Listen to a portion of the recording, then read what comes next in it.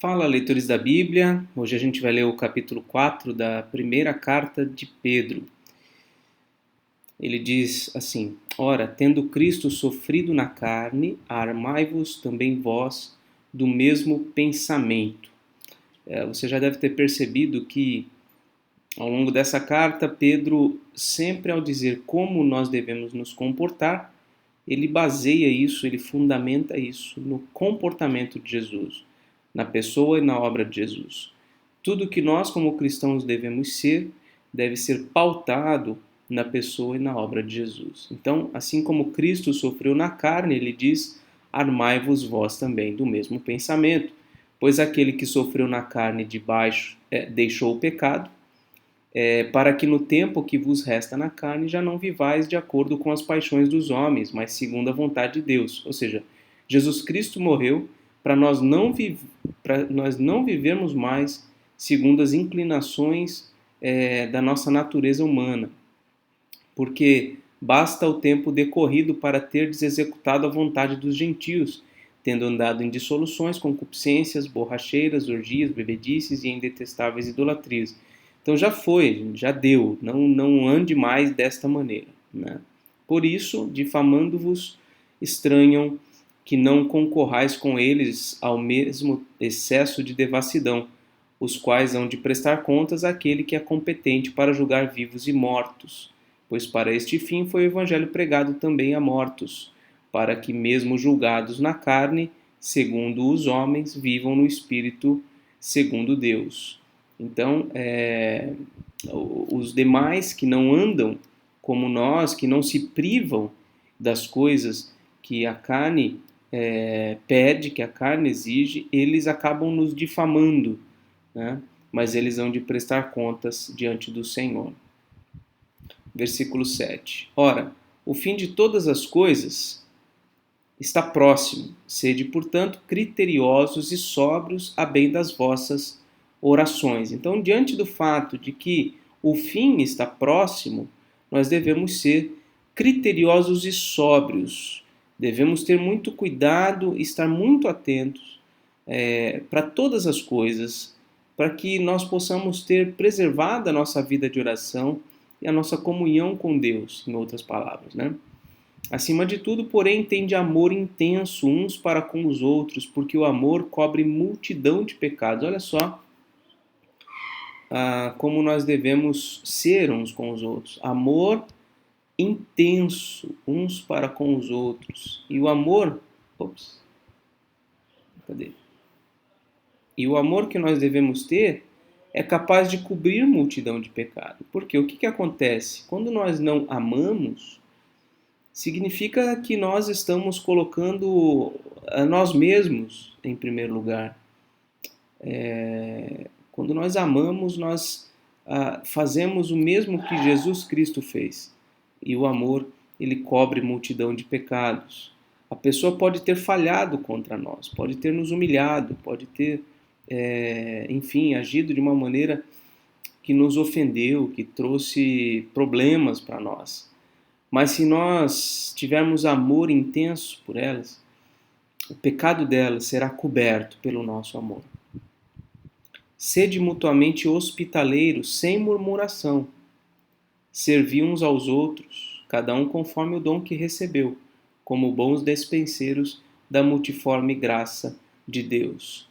Então devemos hospedar, ou seja, acolher, sem murmuração, aqueles que estão diante de nós, e nós devemos servir uns aos outros, veja só, conforme o dom. Cada um de nós recebeu um dom específico, né? Um dom espiritual para a edificação da igreja. E nós devemos servir uns aos outros com esses dons. Esses dons não foram dados por Deus para nós sermos servidos pelos nossos dons, para nós obtermos vantagem, mas para nós abençoarmos outras pessoas, né? E aqui ele conecta esse dom que cada um de nós recebe com a multiforme graça de Deus. A graça de Deus se manifesta de várias maneiras, de maneiras multiformes.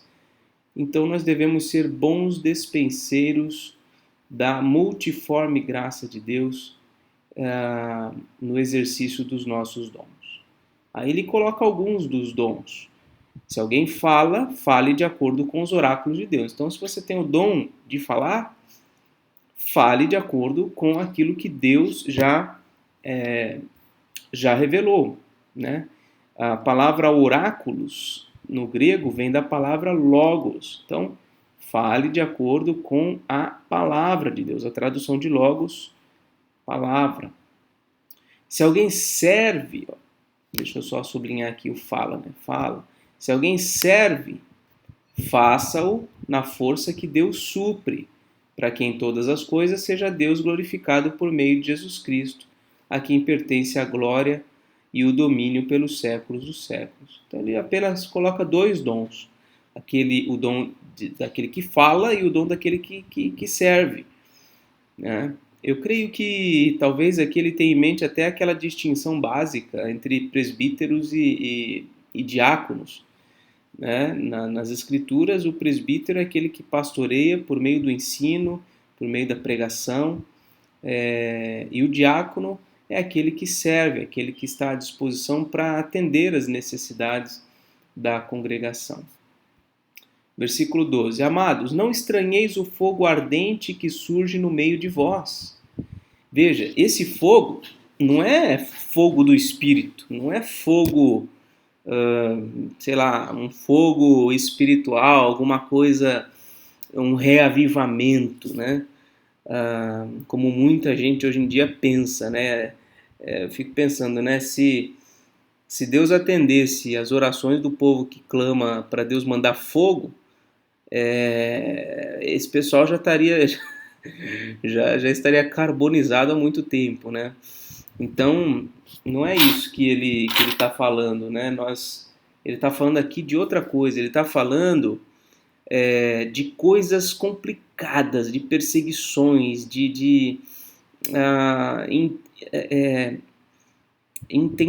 tentativas do mal de nos abater. É sobre isso que ele está falando, né? Amados, não estranheis que essas coisas aconteçam no meio de vós, porque essas coisas estão destinadas a provar-vos. São coisas para provar vocês. Como se alguma coisa extraordinária estivesse acontecendo. Não há nada de extraordinário quando o povo de Deus acaba sofrendo, quando o povo de Deus acaba padecendo na mão dos ímpios. Não é nada extraordinário. O que ele está dizendo é que é algo comum. Ele diz ainda, pelo contrário, alegrai-vos na medida em que sois coparticipantes dos sofrimentos de Cristo, para que também na revelação de sua glória vos alegreis, exultando. Então, se alegrem por sofrer por Cristo. Se alegrem, porque se vocês estão sofrendo agora, os sofrimentos que Cristo sofreu, quando ele se manifestar em glória, vocês também vão ser manifestados em glória. Então se alegrem. E ele diz aqui, no versículo 14, se pelo nome de Cristo sois injuriados, bem-aventurados sois, porque sobre vós repousa o Espírito da glória e de Deus. Não sofra, porém, nenhum de vós como assassino, ladrão, malfeitor, ou como quem se intromete em negócios de outro. Então, se você está sofrendo porque você está fazendo qualquer uma dessas coisas, você está sofrendo justamente, né? Mas, se sofrer como cristão, não se envergonhe disto. Antes, glorifique a Deus com esse nome. Porque a ocasião de começar o juízo pela casa de Deus é chegada. Ora, se primeiro vem por nós, qual será o fim daqueles que não obedecem ao Evangelho de Deus? Quer dizer, se nós estamos sofrendo, imagine o sofrimento daqueles que não obedecem ao Evangelho.